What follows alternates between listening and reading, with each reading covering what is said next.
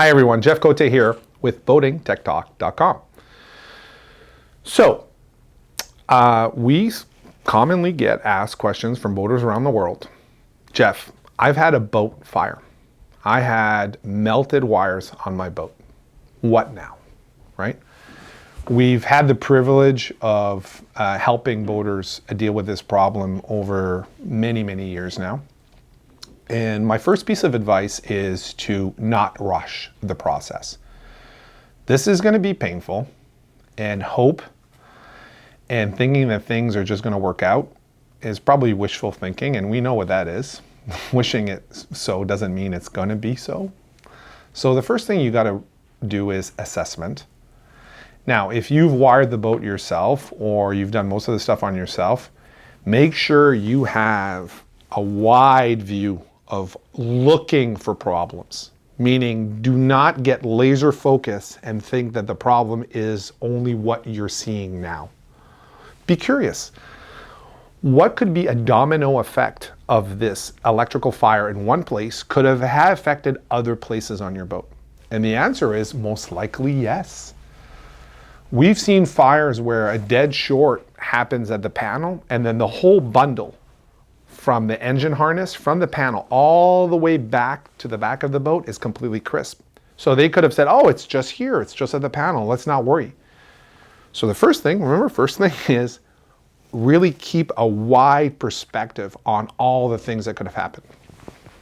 Most likely, it's going to be a big deal. So you'll probably have to bring in either your insurance company or an adjuster. This is not going to be trivial. It's not going to be a couple $100. Most of the cases, it's thousands or tens of thousands of dollars of damage. So hopefully you've got good policy. And the adjuster would come on your boat and do an assessment of what the hell is going on. And they'll also have a different perspective than your perspective. And that's the thing too, like sometimes even for us, when we come on board, we might send one tech and then we'll send another tech. Two different perspectives, right? They're both looking, and we're trying to make sure that they don't even really talk to each other. We're trying to have a different perspective on the boat that's going to give us a more complete perspective of what happened. So get an adjuster on board, either yourself or even other people, and start looking for problems. That's the first thing. Because remember, those problems have to be solved. And wishing them to be solved just because you don't want them to be there is not going to work.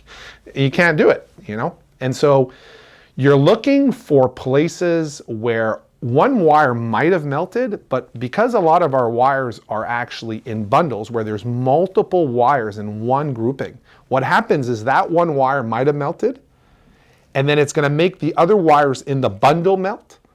And so now you're going to have a literally domino effect, snowballing effect, whatever we want to call it, but it's one little thing that caused many bad things.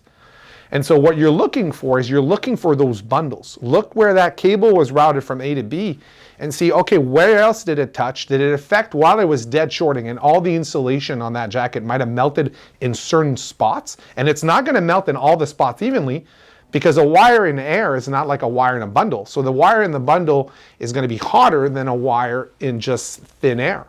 And so you're actually looking for wherever the bundle is in other wires, and you're looking for, oh, did it affect the other wires in that bundle? So you got to be curious. You have to. And then once you've assessed the situation and truly looked for everything that has gone wrong, then you can start planning on fixing it. Get a second opinion. Bring somebody else on board. We do that all the time. That's why we like working with adjusters. You got to do that. And then what you probably have to do is you're probably going to know what you need to do. And then there's going to be things that are questionable, right? There's certain things that you'll be like, I got to do this, but what about here? Like, do I have to do that? And in those situations, what we do is, yeah, you got to do that too. So you do what you need to do, and you do certain things that you're like, I'm not too sure, but I think it might have done that too. And just for the sake of your own sanity, because there's nothing wrong with a boat, worse than a boat fire, because it takes your whole confidence in your boat. So you're trying to get back that confidence. And the way to get back that confidence is to not take any more shortcuts, right? So you do everything you need to do, and the things you think you need to do, maybe I should do those too. Because it's always going to have a tarnish on a boat to have an electrical fire. And we had boats where we wired boats, it was, tons of hours, 20, 30, 40, 50, 60, 70 hours of work to refix the wiring on a boat that had some of the wiring that actually melted off. So take your time, go slowly, and respect the boat so that it's back to its original shape where you don't have those electrical fires. And that's the reality. So anyways, thanks for watching and be safe. Thank you for watching this PYS video. If you've got further questions, please ask them below or send us an email via the contact forms on our website. Happy to donate my time to share information with you.